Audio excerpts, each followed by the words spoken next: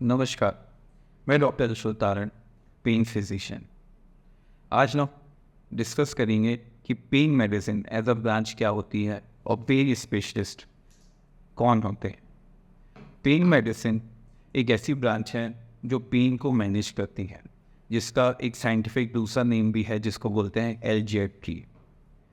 Pen medicine या pen medicine specialist, जिनको आप पेन फिजिशियंस भी कह सकते हैं, वो एक्यूट और क्रॉनिक पेन को मैनेज करते हैं।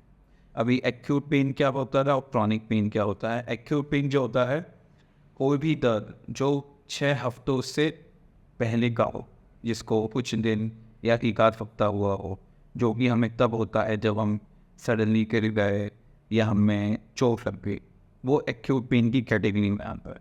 फिर एक दूसरा टर्म होता है क्रॉनिक पेन, जिस चीज़ के लिए पेन मेडिसिन स्पेशलिस्ट प्रमुख रूप से इम्पॉर्टेंट होते हैं। क्रॉनिक पेन ऐसा पेन जो कि 6 हफ्तों से पुराना। एक्यूट पेन क्योंकि वो बहुत ज़्यादा होता है और वो अधिकतर मरीजों से सहन नहीं होता है, तो उसका तो ट्रीटमेंट मरीज खुद ले लेता है, तुरंत ले लेता है। मगर जो क्रॉनिक पेन है, जिसको बोलते हैं मीठा मीठा सा दर्द या हल्का हल्का दर्द जो लंबे समय से बना हुआ है, जिसको अधिकतर आप और बाकी सब लोग बहुत नज़रअंदाज किया जाता है। खासकर देखा गया है महिलाएं जो घर में काम करते समय जिनको थोड़ा थोड़ा दर्द हो रहा है, तो वो सोचती हैं कि शायद आज ज़्यादा काम कर लिया होगा, इसलिए चलो कोई दवाई ले लो या कुछ आराम कर लो, चला जाए। तो पेन फिजिशियंस एक्यूट और क्रॉनिक पेन को मैनेज करते हैं। पेन को मैनेज करने से फ़ायदा क्या है? पेन को मैनेज करने से सबसे इम्पॉर्टेंट फ़ायदा है कि आपकी क्वालिटी ऑफ लाइफ, आपका जो जीवन का स्तर होता है वो इम्प्रूव होता है। जिस तरीके से एक हार्ट की बीमारी है जो कि एक इमरजेंसी के रूप में पैदा होती है, जिसके लिए आपको तुरंत अस्पताल जाना पड़ता है। पेन में ऐसा कुछ नहीं है, कोई इमरजेंसी नहीं, कुछ नहीं है। मगर अगर आपको आपके शरीर में दर्द हो रहा है, तो आपको पूरे दिन भर कुछ ना कुछ वो दर्द परेशानी करता रहता है। आप अपना काम पूरा कर सकते हैं, पर जब अभी कहीं बैठे हैं, सडनली आप उठे तो अरे आपको महसूस हुआ कि मेरे घुटने में दर्द है। फिर आप कहीं जा रहे हैं, फिर सोचते हैं चल रहने देते हैं, आज थोड़ा दर्द बढ़ गया। तो इस तरीके से धीरे धीरे धीरे वो आपकी रोज़मर्रा की ज़िंदगी को अफेक्ट करता है। इसलिए वो आपकी क्वालिटी ऑफ लाइफ को हैम्पर करता है। अब नेक्स्ट प्रश्न आता है कि पेन मेडिसिन या पेन स्पेशलिस्ट कौन कौन सी ब्रांच से होते हैं। तो सबसे पहले पेन मेडिसिन एक सुपर स्पेशलिटी ब्रांच है, जो कि ऐसे डॉक्टर्स जो कि एनेस्थीसिया बैकग्राउंड से, जो कि न्यूरोलॉजी बैकग्राउंड से हैं, जिनको हम न्यूरोलॉजिस्ट कहते हैं, जो कि ऑर्थोपेडिक्स बैकग्राउंड से हैं, जो फिजिकल मेडिसिन रिहेबिलिटेशन से हैं, इन विभिन्न विभिन्न स्पेशलिटीज़ के डॉक्टर्स आगे चल के पेन मेडिसिन कर सकते हैं। अब नेक्स्ट चीज़ आती है कि पेन मेडिसिन में या पेन स्पेशलिस्ट कौन कौन सी बीमारियों को देखते हैं। तो सबसे जो कुछ मेन बीमारियां हैं जिनको पेन स्पेशलिस्ट देखते हैं, सबसे इम्पोर्टेंट होता है उसमें लो बैक पेन, कमर का दर्द। दूसरा होता है शियाटिका, जिसमें मरीज को कमर के दर्द के साथ साथ हाथ पैरों में झंझनाहट या संपन होता है। तीसरा सर्वाइकल पेन, या जिसको अपन बोलते हैं गर्दन का दर्द। चौथा, जब गर्दन के दर्द के साथ साथ हाथ में झंझनाहट सुनपन आए। चौथा सर दर्द, फिर उसके बाद गठिया का रोग, फिर उसके बाद जोड़ों में दर्द भावना। ऐसे नाना प्रकार की चीज़ें हैं जो पेन मेडिसिन स्पेशलिस्ट देखते हैं। और इसमें से सबसे इम्पोर्टेंट है कैंसर पेन।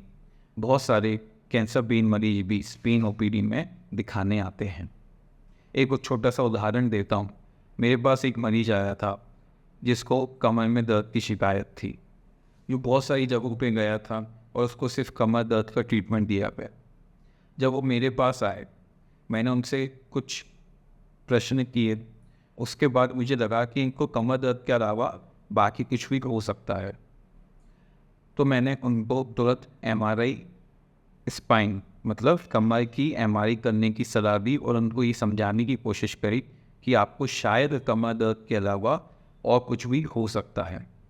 जब वो MRI करके आए तो उनको रीढ़ की चौथे नंबर की रीढ़ की हड्डी होती है जिसको हम T4 कहते हैं, उसका मुझे कुछ परिवर्तन देखने को मिले, जो कि मेरे मन में आया कि शायद कैंसर भी हो सकता है। फिर मैंने उनको सलाह दी कि एक बार ऑन्कोलॉजिस्ट से सलाह लेकर आए, तो फिर बाद में पता चला कि उनको कैंसर था।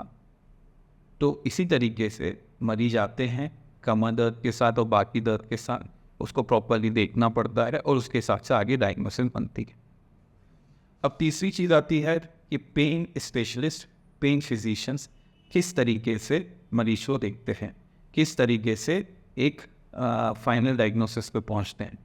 तो सबसे इम्पॉर्टेंट होता है, सबसे पहले मरीज की हिस्ट्री दी जाती है, फिर उसके बाद उसका फिजिकल एग्जामिनेशन किया जाता है और फिर कुछ टेस्ट कराए जाते हैं जो कि सामान्य ब्लड टेस्ट हो सकते हैं, एक्सरे हो सकते हैं, MRI हो सकती है, या कुछ डायग्नोस्टिक नर्व ब्लॉक्स हो सकते हैं जो कि करते हैं जिससे हम एक डायग्नोसिस बना सकें।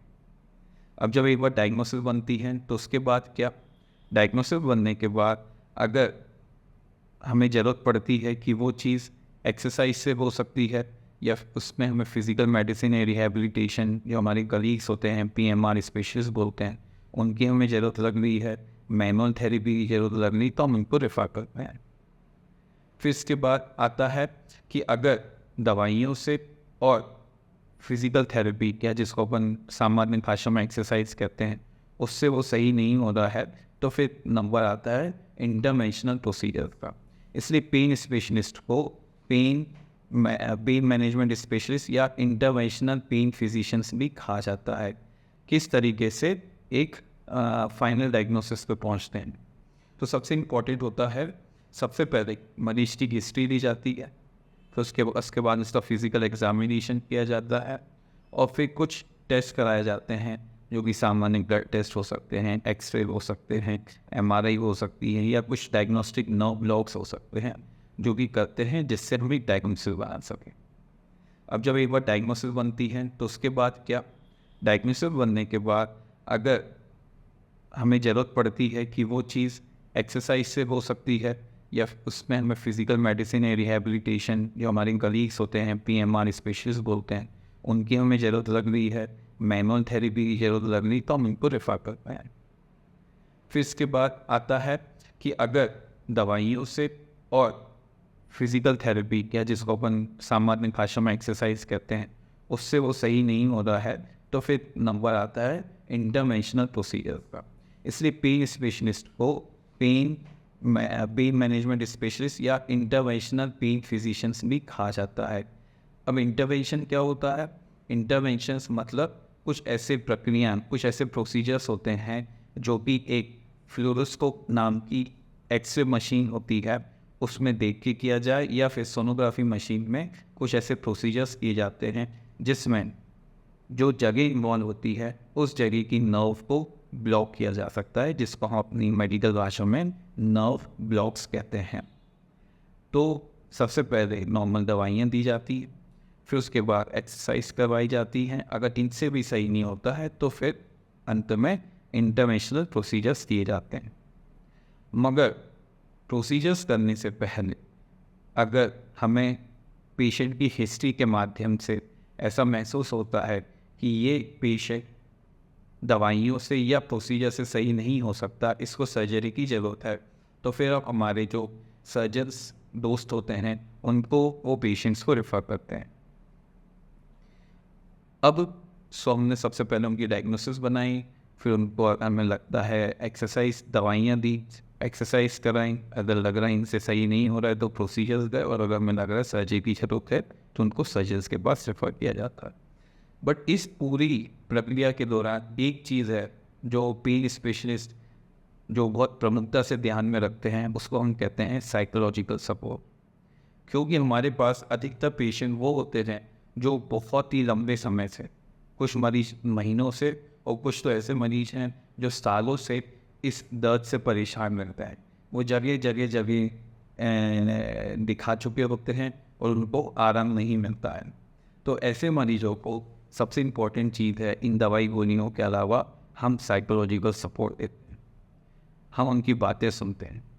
अब ये सेंटेंस सामान्य कहने में है कि सिर्फ बातें ही तो सुन रहे हैं, ऐसे मरीजों की आपसे बात सुनने में तो उनका 50% दर्द में आराम हो जाता है, जिसको हम साइकोलॉजिकल सपोर्ट कहते हैं। और अगर हमें ऐसा लगता है कि हमें जो हमारे स्पेशलिस्ट होते हैं जिनको हम साइकोलॉजिस्ट कहते हैं, उनकी भी अगर हमें हेल्प की ज़रूरत है तो हम ऐसे मरीजों को अपने साइकोलॉजिस्ट दोस्तों के यहाँ रेफ़र भी करते हैं।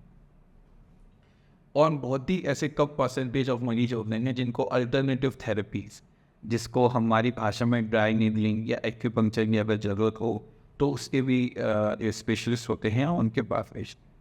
मगर अधिकतर 80 से 90% पेशेंट्स जो हमारी ओपीडी में आते हैं वो या तो दवाइयों से, या फिर दवाई प्लस एक्सरसाइज, या फिर दवाई एक्सरसाइज और इंटरवेंशनल प्रोसीजर्स बिना काटे, बिना कुछ भी चीरा लगाए, एक्सरे मशीन या सोनोग्राफी में देख के नर्व ब्लॉक करने से सही हो जाते हैं।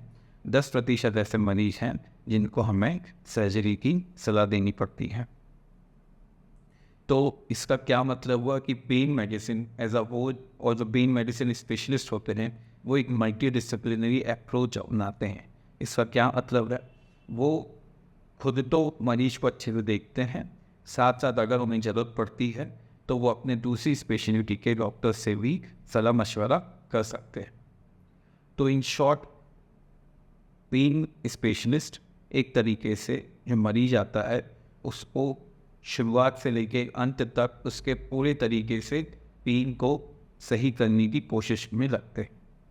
और ऐसे बहुत से मरीज भी आते हैं जो कि हैंडीकैप्ड हैं, जो कि अपनी बीमारी के कारण अपना बहुत कुछ फंक्शन खो चुके होते हैं। उदाहरण के तौर पर एक मेरे मरीज थे जिनको घुटने में, सीधे घुटने में इतना दर्द था कि वो एक तरीके से सीधे घुटने पे अपना वजन रख ही नहीं पाते थे। उनकी पूरी चाल ही पूरी तरीके से बिगड़ गई थी, वो लिम्पिंग गेट कर रहे थे, जिसको कहते हैं लचक के चल। तो ऐसे मरीजों को भी हम रिहेबिलिटेशन कराने की कोशिश करते हैं। रिहेबिलिटेशन का मतलब होता है कि मरीज को अपनी सामान्य दिनचर्या में के करीब जितना आप ला सकें, जितना उनको पहले की तरह बना सकें, जितनी आप कोशिश कर सकें। हो सकता है कि वो नॉर्मल आदमी से 70% अलग हो चुके हैं, मतलब अलग तरीके से चल फिर रहे हैं, बट हम कोशिश करते हैं कि वो 70%, 20-30% तक का। तो इस तरीके से पेन स्पेशलिस्ट पूरी तरीके से मरीज की देखभाल करते हैं।